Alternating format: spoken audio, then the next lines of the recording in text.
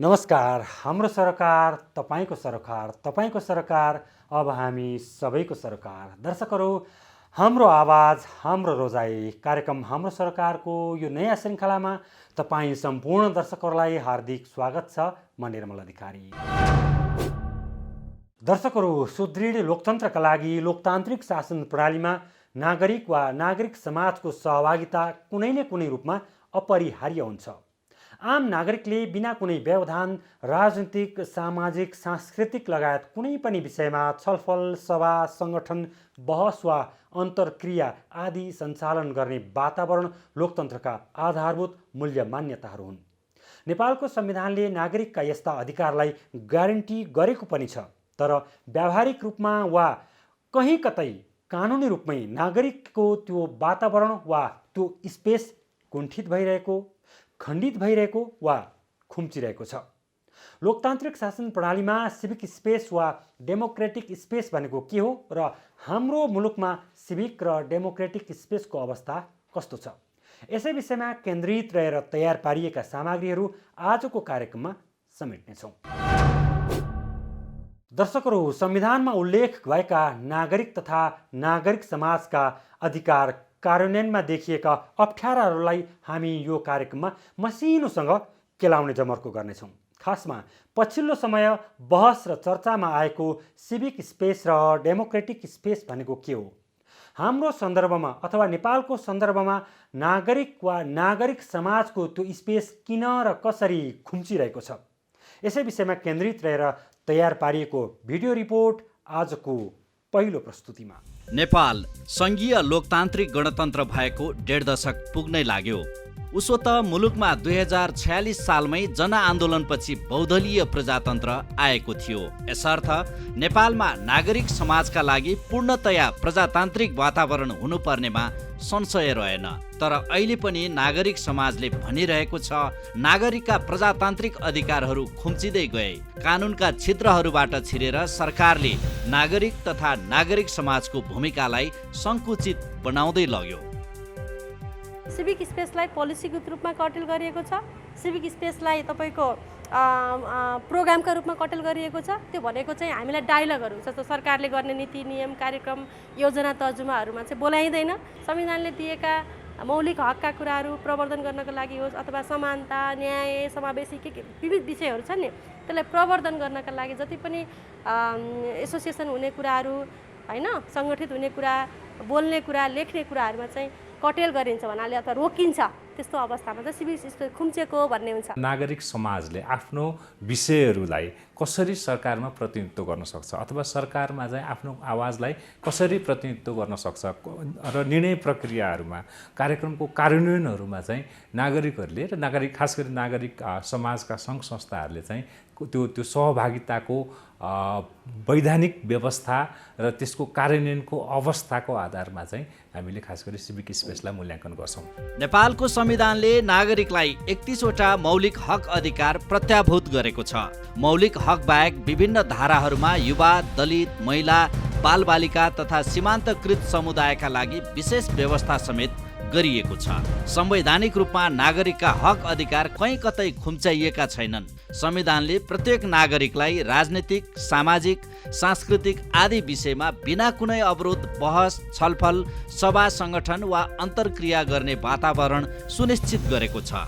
यस अर्थमा हाम्रो संविधान तथा शासन प्रणालीले लोकतन्त्रमा नागरिक सहभागितालाई ग्यारेन्टी गरेको छ। नागरिक समाजका हक अधिकारहरू कहीँ कतै खोसिएका छैनन्। तर जब कार्यान्वयनको पाटो आउँछ, राज्य पक्षबाट सिभिक स्पेसलाई खुम्च्याउने प्रयास हुन्छ। कानुनको हिसाबले हेर्दाखेरि सिभिक स्पेस खुम्चेको मानिँदैन, किनभने हामीसँग 31 वटा मौलिक हकहरू छन्। समानताको हक, सङ्गठित हुनुपर्ने हक, स्वतन्त्रताको हक होइन, अनि त्यस पछाडि तपाईँको चाहिँ दलितहरूको लागि त्यो छुवाछुत विरुद्धको हक, सहभागिताको हक होइन, महिलाहरूको लागि चाहिँ समावेशी सिद्धान्तको हक भन्ने छ। थुप्रै खालका हकहरू राखिएको छ। तर त्यसको कार्यान्वयनको पाटो जब आउँछ नि, त्यस पछाडिका नीतिहरू बनाउने कुराहरू हुन्छ नि त। संविधान आफै त कार्यान्वयन हुँदैन। संविधान कार्यान्वयन गर्नको लागि त फेरि ऐनहरू, फेरि होइन निर्देशिकाहरू, नियमावली के बनाउँदै तल्लो तहसम्म पुगिन्छ नि। तलसम्म पुग्ने स्थितिमा चाहिँ त्यस्तो खालको संवैधानिक व्यवस्था अनुसारको चाहिँ कार्यान्वयन भएको चाहिँ पटक्कै छैन। जब नेतृत्वहरू परिवर्तन हुन्छ कार्यान्वयन गर्ने सन्दर्भमा केही जटिलताहरू छन् र विभिन्न कालखण्डमा चाहिँ त्यो जटिलता आउने गरेको छ र खास गरी बनेको नीतिलाई नै कार्यान्वयन गर्ने सन्दर्भमा र नीतिमा भएका नीतिहरू चाहिँ कसरी कार्यान्वयन गर्ने सन्दर्भमा नीतिमा भएका केही छिद्रहरूको आधारमा चाहिँ सरकारले कहिलेकाहीँ नागरिक समाजहरूलाई अथवा नागरिक सङ्घ संस्थाहरूलाई अङ्कुश लगाउने कोसिस गर्छ। नेपालका सन्दर्भमा पनि बेला बखतमा त्यस्ता प्रयासहरू भएका छन्। राज्य भन्छ नागरिकले अभिव्यक्ति स्वतन्त्रता प्रयोग गर्दै मत दिने, सङ्गठित हुने, सङ्घ सङ्गठन खोल्ने अधिकार पाएकै छन्। हो, यो कानुनी व्यवस्था नै छ, तर राज्य अनेक प्रकारका प्राविधिक अडचन देखाउँदै नागरिकको अधिकारलाई खुम्च्याउँदै गइरहेको छ। उसो त नागरिकका विषयलाई निर्णय प्रक्रियामा प्रस्तुत गरेर कार्यान्वयन गर्न सहज बनाउने काममा नागरिक र नागरिक समाजको पनि सहभागिता जरुरी हुन्छ। हामी कहाँ त्यस्तो भइरहेको छैन। सरोकारवाला भनिरहेका छन् हामीलाई सरसल्लाहको मौकै नदिई सरकारले ऐन ल्यायो, संशोधन गर्यो, नियमावली बनायो, निर्देशिका बनायो, मापदण्ड बनायो। हो, राज्य र सरोकारवाला बीचको यही खाडललाई भन्छौँ प्रजातान्त्रिक या नागरिक अधिकार सङ्कुचन अर्थात् डेमोक्रेटिक स्पेस र सिभिक स्पेसको अभ्यासको अभाव। संविधानमै व्यवस्था हुँदाहुँदै पनि केही न केही छिद्र देखाएर नागरिक समाजलाई अङ्कुश लगाउन या नियन्त्रण गर्न सकिन्छ कि भनेर सरकारले कसरत गरिरहेको छ। एकातिर सरकारको चरित्र पूर्ण लोकतान्त्रिक नभएको अवस्थामा नागरिक समाजलाई सरकारसँगै लैजान अझै इच्छुक देखिँदैन। अर्को कुरा नीति र व्यवहार फरक हुन्छ। त्यसैले अधिकार पाएकाहरूले पनि प्रत्याभूत गर्न सकेका छैनन्। अझ दलित महिला तथा सीमान्तकृत समुदायको अवस्था त झनै दयनीय छ। हाम्रो चाहिँ डार्क पहेँलोमा छ। त्यो भनेको चाहिँ अप्ठ्यारो स्थिति छ। जस्तो अब एकदम बन्द भइसकेको अवस्था पनि होइन, बन्द भएको भनेको रातो भयो होइन, अनि एकदमै अप्ठ्यारो स्थिति छ भनेको डार्क पहेँलो भयो। पहेँलो स्थिति भनेको चाहिँ कटेल हुँदैछ है, साँगुरिँदो छ भन्ने स्थिति छ होइन। भनेपछि हाम्रो स्थिति भनेको डार्क पहेँलो अप्ठ्यारो स्थिति छ भन्ने चाहिँ त्यसले सूचित गर्छ। भन्नलाई त भनिन्छ सिभिक स्पेस र डेमोक्रेटिक स्पेसको अभ्यासमा नेपाल दक्षिण एसियामै अगाडि छ, तर व्यवहारमा अलिक फरक छ। नागरिक समाजले गर्ने काम हेर्ने निकाय समाज कल्याण परिषद पुरानै संरचनामा चलिरहेको छ। समाचार लेखेकै भरमा सञ्चारकर्मीहरूले विभिन्न प्रकारका धम्की तथा उल्झनहरू सहनु परेको छ। तीनै तहका सरकारले नीति निर्माणमा नागरिक समाजको भूमिका वा आवाजलाई बेवास्ता गरिँदै आएको छ। लोकतन्त्रको सुदृढीकरणका लागि बलियो हुनुपर्ने नागरिक स्वतन्त्रता र राज्य सत्ता सञ्चालनमा नागरिक सहभागिताको अवस्था पछिल्लो समय झनै खुम्चिँदै, खण्डित हुँदै र कुण्ठित हुँदै गएको छ। हो, यसरी विभिन्न रूपमा लोकतन्त्रमा नागरिकको सहभागिता खुम्चिँदै गएको छ, साँगुरिँदै गएको छ। हाम्रो जस्तो लोकतान्त्रिक शासन प्रणाली भएको मुलुकमा सिभिक स्पेस खुम्चिँदै जानु भनेको नागरिक अधिकार, लोकतान्त्रिक शासन प्रणाली तथा संविधानले ग्यारेन्टी गरेका मौलिक हक अधिकारहरूको धज्जी उड्नु मात्र होइन, गम्भीर चासो र चिन्ताको विषय पनि हो। खासमा किन र के कारणले मुलुकमा सिभिक स्पेस खुम्चिँदै गएको छ त? यसै विषयमा केन्द्रित रहेर हामीले नागरिक आन्दोलनका अभियन्ता गोविन्द नेउपानेसँग टेलिभिजन संवादका लागि हाम्रो स्टुडियोमा बोलाएका छौँ। आउनुहोस् उहाँलाई स्वागत गरौँ। गोविन्द सर, यहाँलाई हार्दिक स्वागत छ। धन्यवाद निर्मलजी। सबैभन्दा पहिला यो सिभिक स्पेस र डेमोक्रेटिक स्पेस भनेको के हो, यो मेरा आम दर्शकहरूले बुझ्ने भाषामा बुझ्ने गरी बुझाइदिन सक्नुहुन्छ?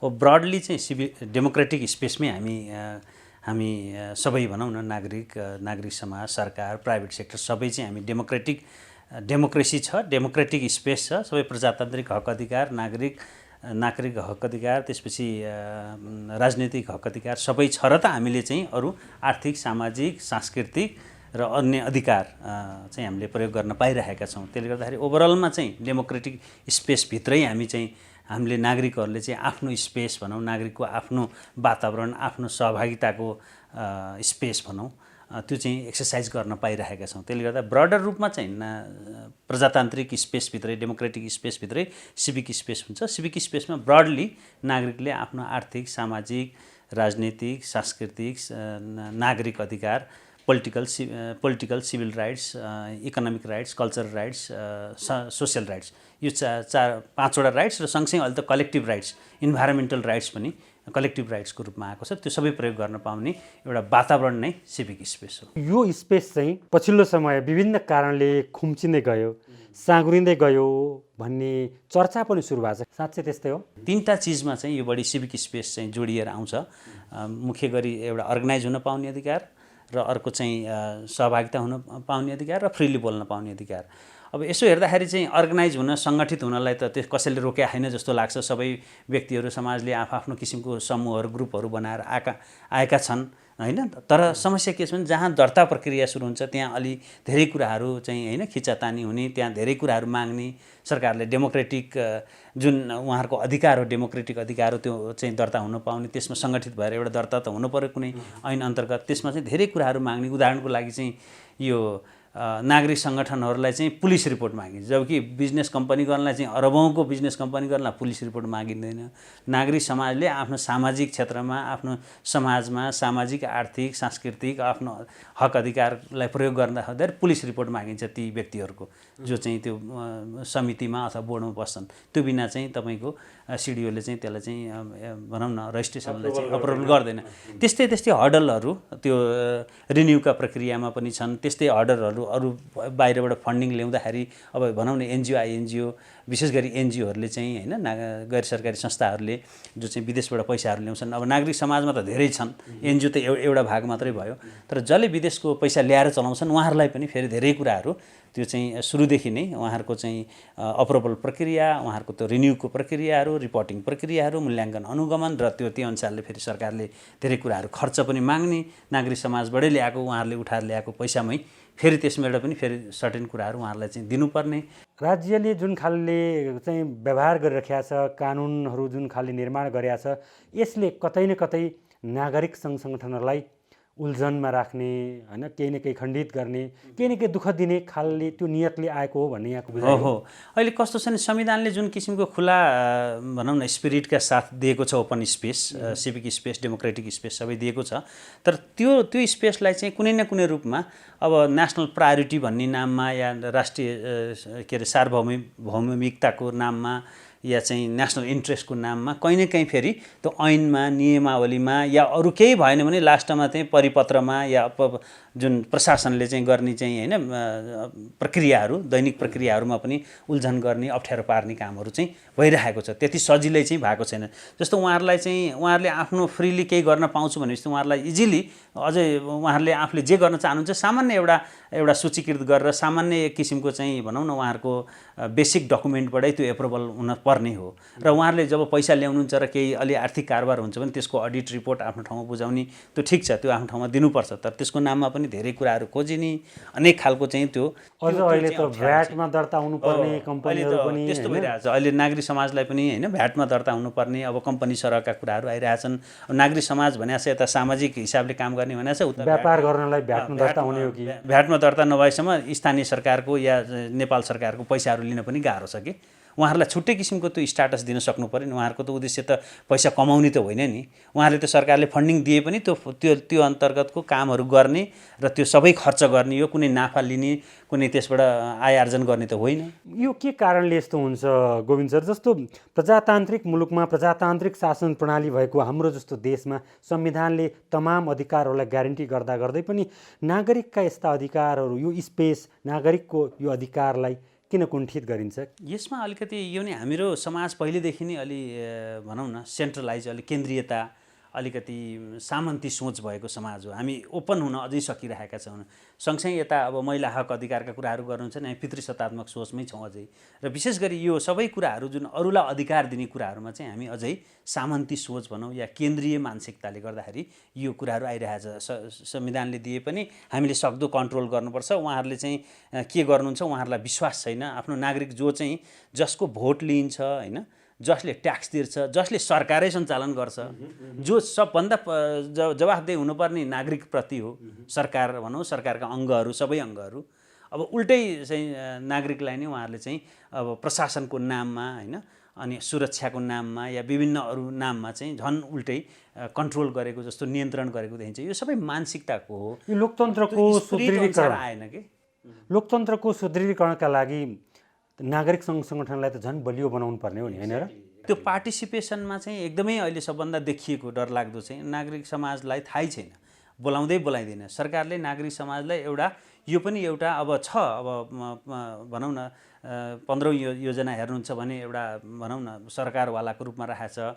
अब संविधानले पनि चाहिँ होइन सामुदायिक संस्था, अन्तर्राष्ट्रिय गैर सरकारी संस्था, राष्ट्रिय गैर सरकारी संस्था भने नागरिक समाजलाई एउटा दिएको छ रिकग्निसन। तर व्यवहारमा चाहिँ अझै पनि त्यसलाई चाहिँ पार्टनरको रूपमा, एउटा विकास साझेदारको रूपमा नागरिक समाजलाई लिइँदैन। जबकि नागरिक समाजको तर्फबाट धेरै भनौँ न उपभोक्ता समितिहरू छन्, विभिन्न समूहहरू छन्, ग्रुपहरू छन्, एनजिओहरू छन्, अरू सरकार समूहहरूले पनि सहयोग गरिरहेका हुन्छन् सरकारलाई विकासमा, सामाजिक आर्थिक होइन सबै खालको सांस्कृतिक विकासहरूमा। तर पनि अझै पनि त्यो लिने गरिएको छैन र उहाँहरूलाई बोलाइँदैन।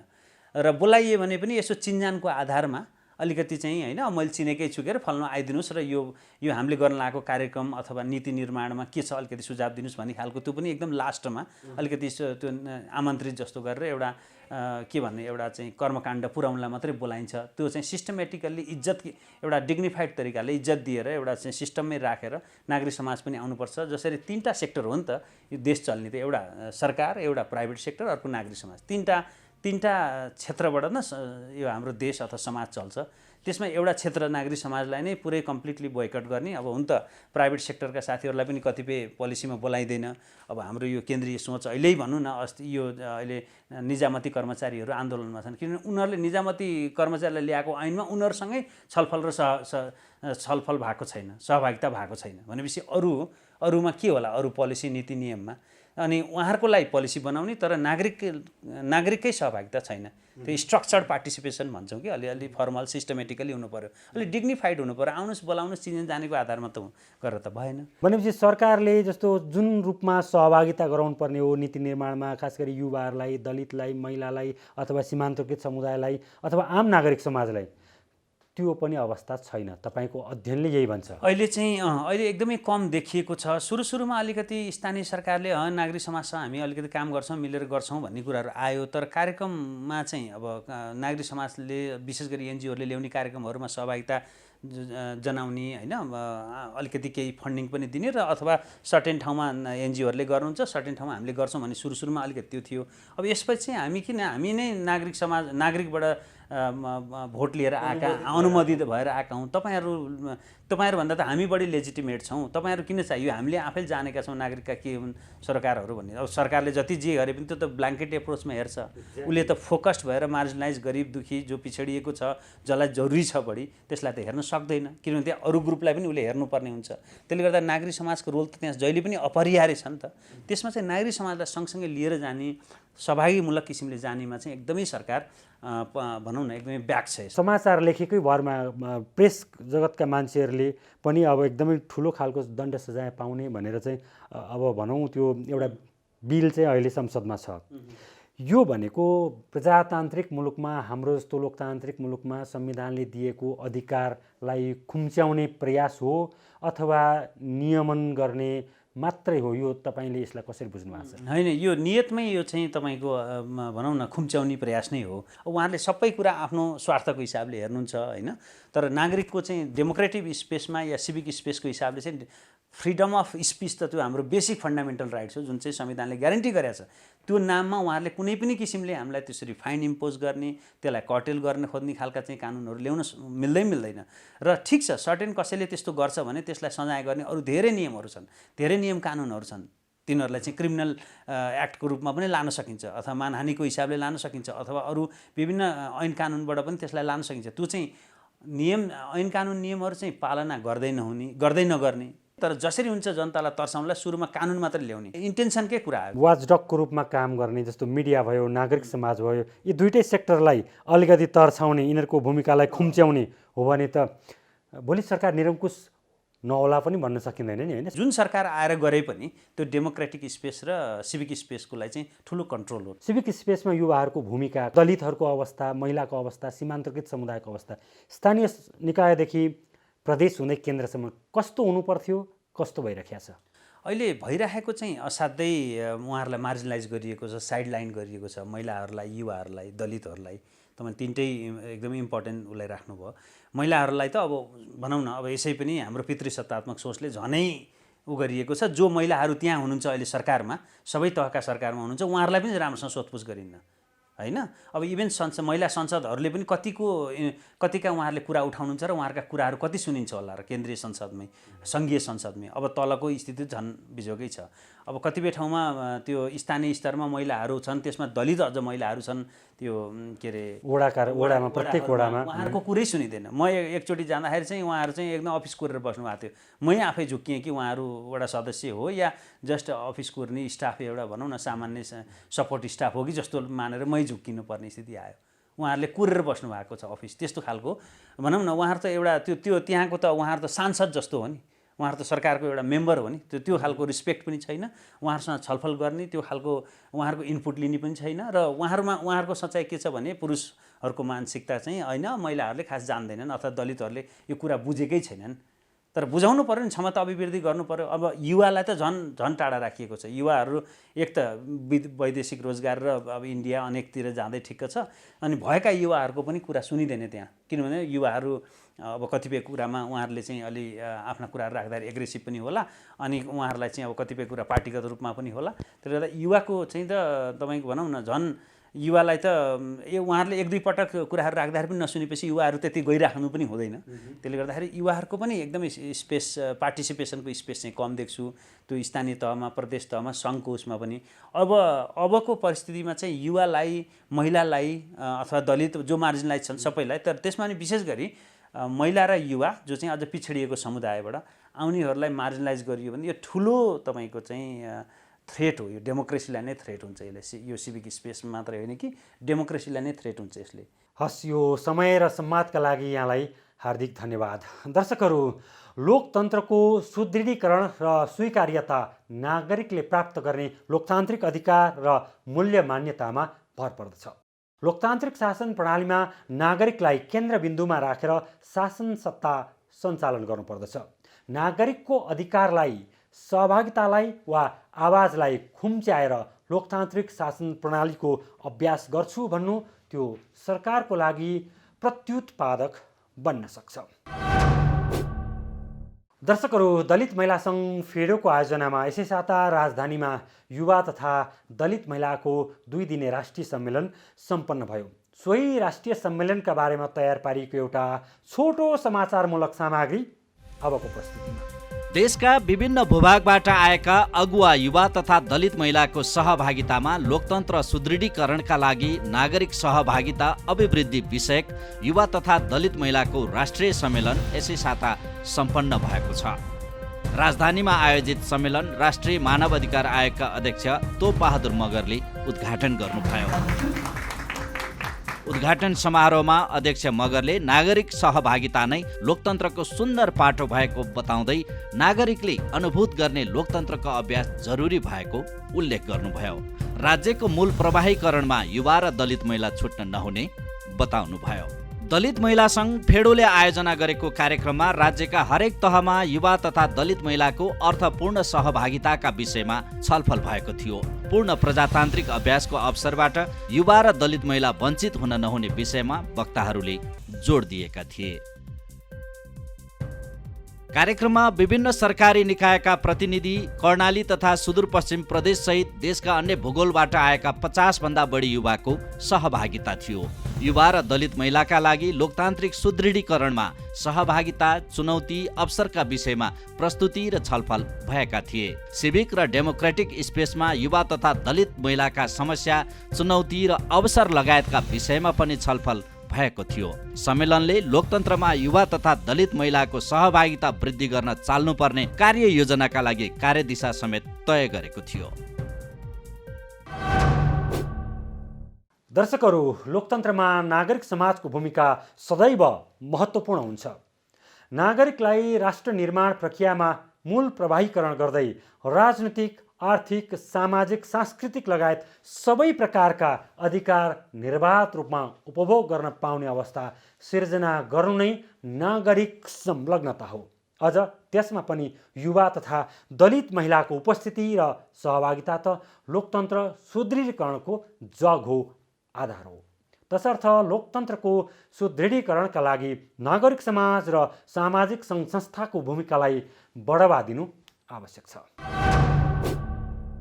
दर्शकहरू, यो प्रसङ्गसँगै हामी कार्यक्रमको अन्त्यमा आइपुगेका छौँ। कार्यक्रमबाट सम्पूर्ण युनिटका साथ म प्रस्तोता निर्मल अधिकारी पनि बिदा हुन्छु। नमस्कार।